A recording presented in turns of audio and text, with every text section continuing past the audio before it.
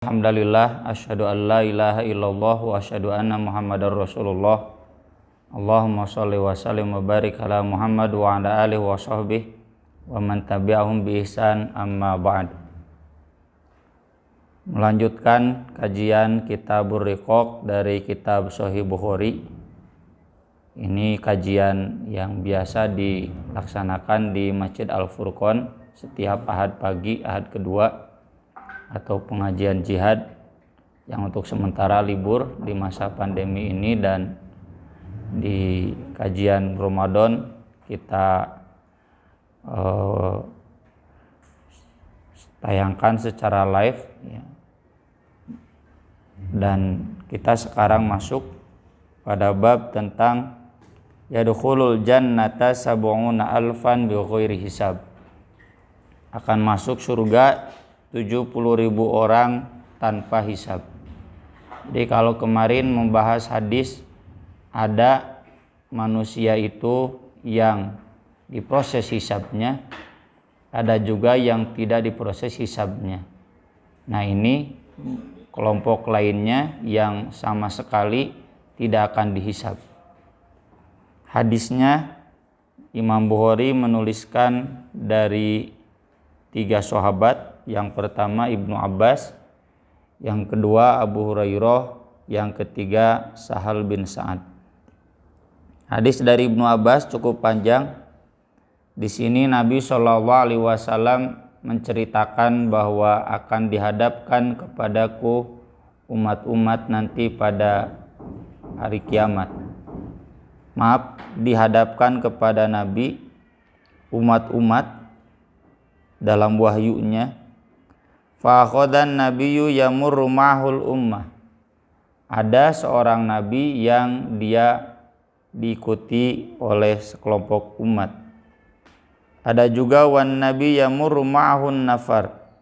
Seorang nabi yang hanya diikuti oleh sekelompok kecil orang. Wan nabi yamurru ma'hul asyrah. Ada yang pengikutnya cuma 10 orang. Wan nabi yamurru ma'hul khamsah. Ada yang pengikutnya cuma 5 orang. Wan nabi yamurru ma' wahdah. Ada juga yang pengikutnya hanya 1 orang, jadi 2 dengan nabi itu. Bahkan dalam riwayat Muslim disebutkan walaisa ma'ahu ahad. Ada juga nabi yang tidak punya pengikut, dia saja sendiri, tidak ada satupun umatnya. Kemudian fanadhartu faida sawadun katsir. Tiba-tiba aku melihat ada sekelompok manusia banyak. Nabi bertanya, "Ya Jibril, haula'i ummati." Wahai Jibril, apakah mereka itu adalah umatku? Jibril menjawab, "La, bukan." Di sini tidak disebutkan, tapi dalam riwayat lain disebutkan itu adalah Musa wa ummatuhu, Nabi Musa dan umatnya. Lalu kata Jibril, walakin indur ilal ufuk. Kalau umat Anda silakan lihat ke ufuk sebelah sana. Fanadhartu faida sawadun katsir. Nabi pun kemudian melihat dari kejauhan dan ternyata ada jumlah sekelompok umat yang lebih banyak lagi jumlahnya dari yang tadi, dari yang Nabi Musa dan pengikutnya. Lalu kemudian kata Jibril, haula'i ummatuka, itulah umat kamu. Wa haula'i sab'una alfan, dan di antara mereka ada 70.000 orang. Kuddamahum, yang paling depan. La hisaba alaihim wala adzabah, mereka tidak akan dihisab juga tidak akan disiksa. Qultu, Nabi bertanya, walima, kenapa? Maka kemudian Jibril menjawab, kanu la yaktawun, mereka tidak minta dikai. Kai itu diobati dengan besi panas. Praktik kedokteran zaman itu ya, kai. Wala yastarqun, mereka juga tidak minta diruqyah, dijampi ketika mereka sakit ya.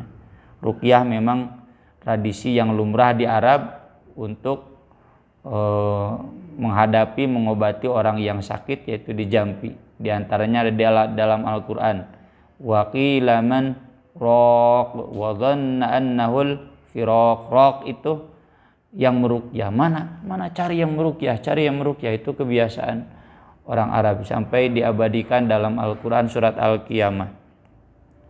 Wala yatatayyarun, dan mereka juga tidak percaya tiaroh. Tiaroh itu artinya kesialan. Arti asal tiaroh dari toir, burung. Orang Arab itu biasanya kalau bertemu burung hantu, mereka kemudian membatalkan perjalanannya karena pasti sial. Itu diantara praktik tiaroh. Dan dari sana kemudian berkembang maknanya luas. Di antaranya ada di dalam surat Al-A'raf, orang Mesir ya, pengikut Fir'aun itu setiap kali datang yang jelek kepada bangsa Mesir, yatayyaru bi Musa wa man ma'ah.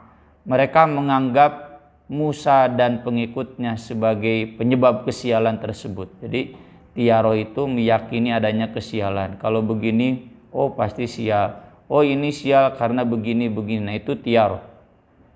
Wa ala rabbihim yatawakkalun. Mereka betul-betul murni tawakal kepada Rabb mereka. Tidak lama dari itu kemudian Uqasyah bin Mihsan berdiri. Setelah Nabi bersabda seperti ini, faqala, lalu dia meminta, ud'ullah an yaj'alani minhum. Tolong doakanlah kepadaku agar dia menjadikan aku di antara yang 70.000 itu. Maka kemudian Nabi pun mendoakannya, Allahumma ja'alhu minhum. Ya Allah, jadikanlah Uqasyah bagian dari mereka.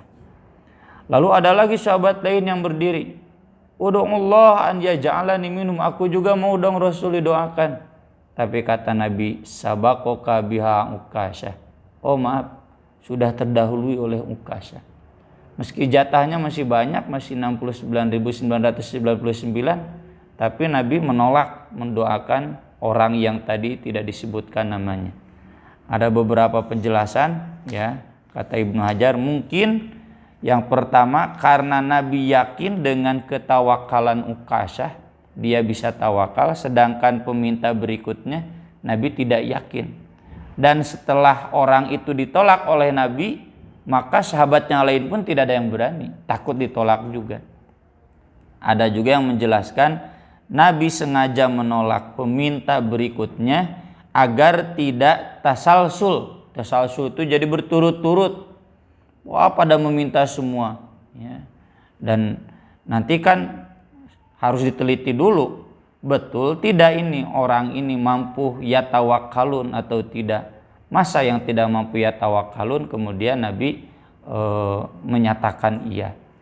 Dan Nabi tidak otomatis selamat ya dari kekeliruan seperti itu. Seperti ada di dalam Quran surat At-Taubah, ketika orang-orang yang tidak ikut perang Tabuk datang ke Nabi minta maaf. Nabi kan tahunya dohirnya saja, dia minta maaf, Nabi maafkan.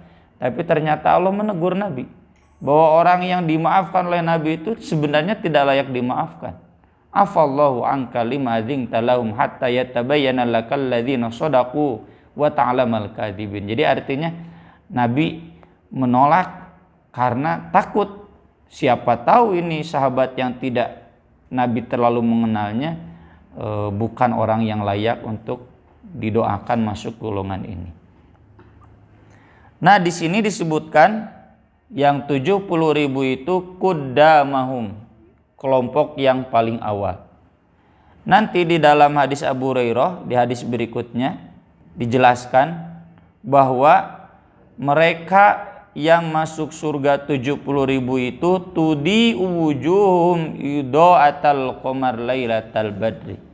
Wajah mereka bersinar seperti sinar terang bulan purnama. Yang 70.000 ini. Di hadis Abu Hurairah juga di sini disebutkan Uqasyah kemudian berdiri dan minta dijadikan kelompok tersebut. Nabi doakan, sedangkan ketika yang lainnya ada yang minta lagi, Nabi menolak, sudah terdahului oleh Uqasyah. Kemudian di hadis Sahal bin Sa'ad dijelaskan oleh Nabi, la yadkhulannal jannah min ummati sab'una alfan akan masuk surga dari umatku 70.000 mutamasikina, sambil berpegangan. Yang 70.000 ini ibaratnya saling menyilangkan tangan mereka. Akhidun ba'duhum bi ba'din, sebagiannya memegang sebagiannya yang lagi. Ya, ini kayak begini tuh apa tuh bahasa Indonesianya? Ya. Saling berpegangan. Jadi yang 70.000 ini saling berpegangan hatta yadkhula awwaluhum wa akhiruhum al-jannah, sehingga yang 70.000 ini masuk surganya bareng. Ya, saling berpegangan bareng. Wujuhum ala dawil qamar lailatal badri, wajah mereka bersinar seperti bulan purnama pada malam bulan purnama. Nah, ini hadis-hadis ini jadi saling melengkapi bahwa yang 70.000 ini adalah yang paling awal masuk surga berbarengan, wajah mereka terang, dan ini bisa menjadi penafsiran dari ayat Al-Quran was-sabiqunas sabiqun ulaikal muqarrabun, kelompok yang paling dahulu, ya, karena memang mereka dahulunya di dunianya selalu yang paling dahulu. Nah, di sini Nabi menjelaskan mereka as-sabiqun as-sabiqun itu karena ada sifat tawakal yang sangat paripurna. Yang di Al-Quran disebutkan was-sabiqun as-sabiqun itu thullatum minal awwalin wa qalilum minal akhirin, banyak dari generasi awal tapi sedikit dari generasi berikutnya.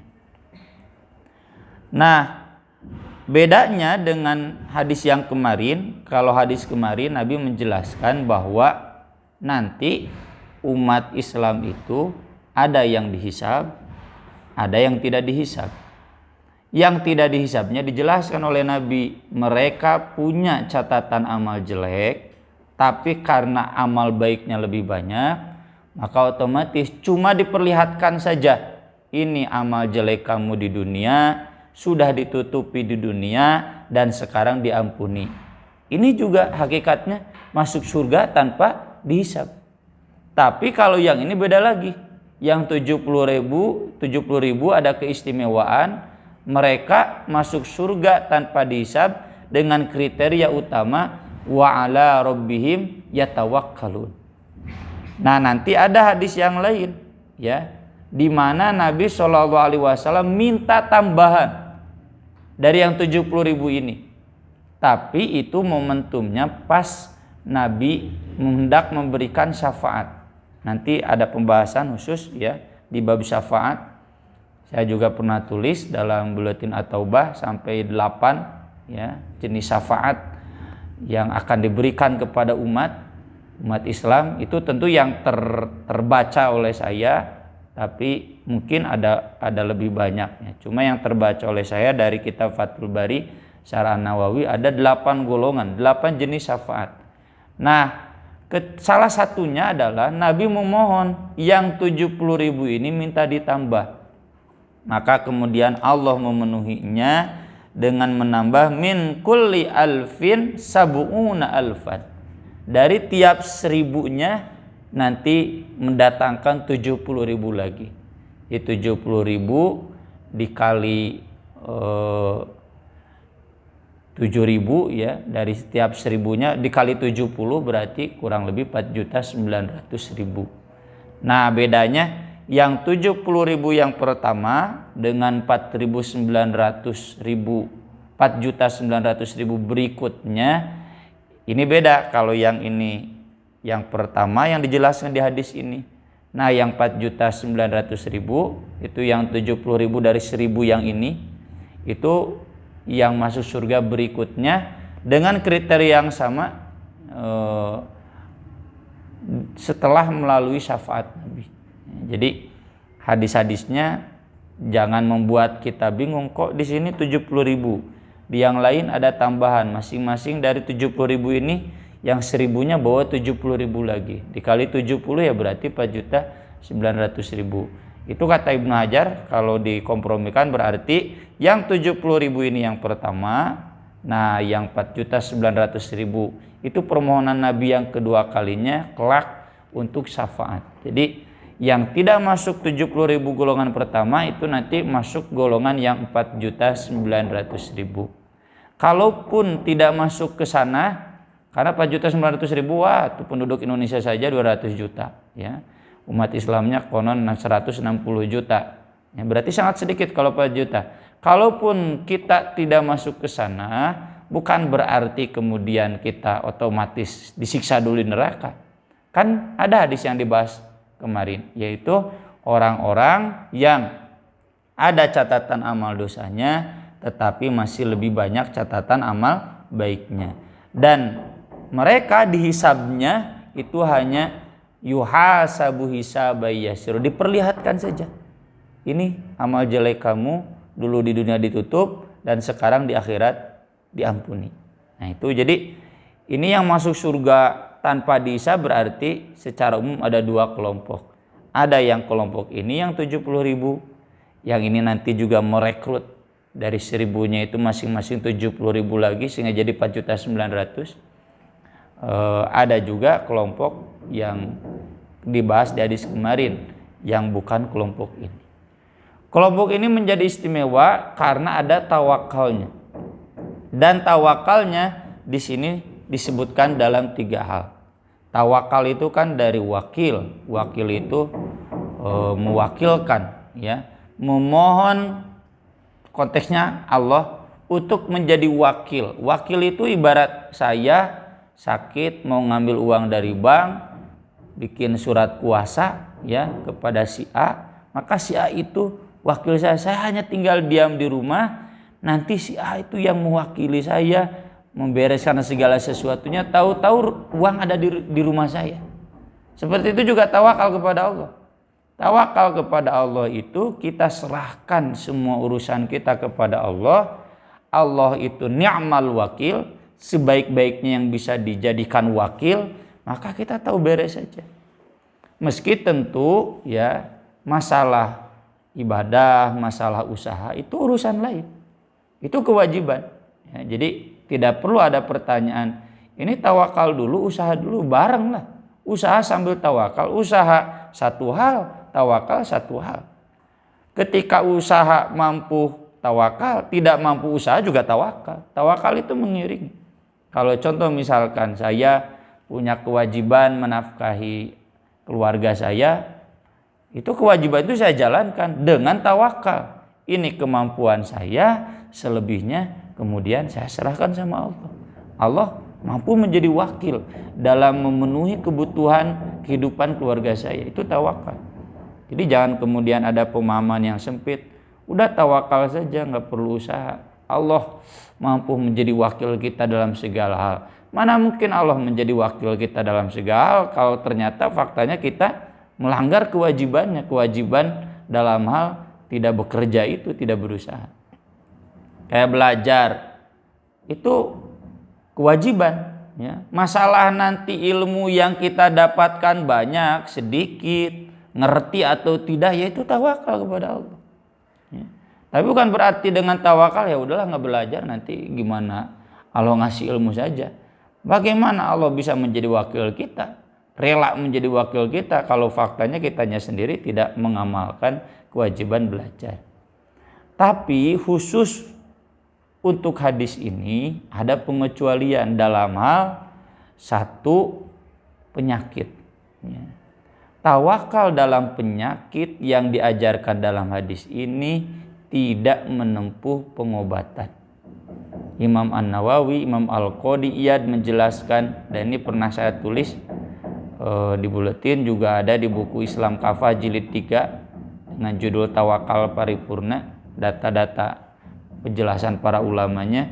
Mereka menjelaskan ini menunjukkan di antara wujud tawakal dalam penyakit itu adalah tidak menempuh cara berobat.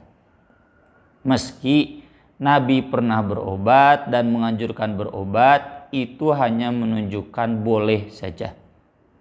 Di dalam kitab Fathul Majid ya, saya juga masih ingat dulu diajar oleh almarhum Ustadz Emon Sastra Negara ya, itu kalau kita baca pendapat ulama madhab Hanbali mengatakan berobat itu mubah, tapi lebih baik tidak. Dalilnya ini. Jadi makruh ya berobat, tidak tawakal. Kalau yang utama itu tidak berobat, udah aja tawakal kepada Allah.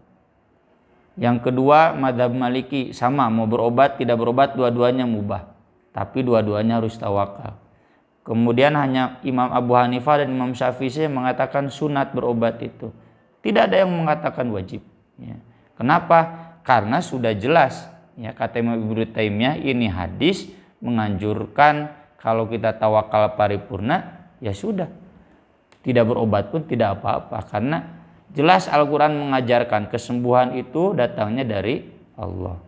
Dalam ilmu medis pun kan diyakini sebetulnya yang bisa menyembuhkan itu bukan obat, tetapi kekuatan diri kita sendiri. Contohnya sekarang terbukti di masa pandemi COVID-19 kan belum ada obatnya, tapi banyak orang yang sembuh.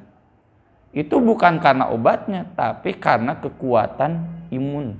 Nah itu sebetulnya menentukan. Jadi dengan tawakal paripurna itu hakikatnya seseorang memperkuat imunitas tubuhnya. Nah bolehlah ya oleh ikhwati iman sekalian kali-kali dicoba ya. Kalau sedang sakit apa aja, sakit gigi, cobalah nggak berobat, kira-kira tawakal enggak. Kalau nggak kuat nah berarti belum sempurna tawakalnya.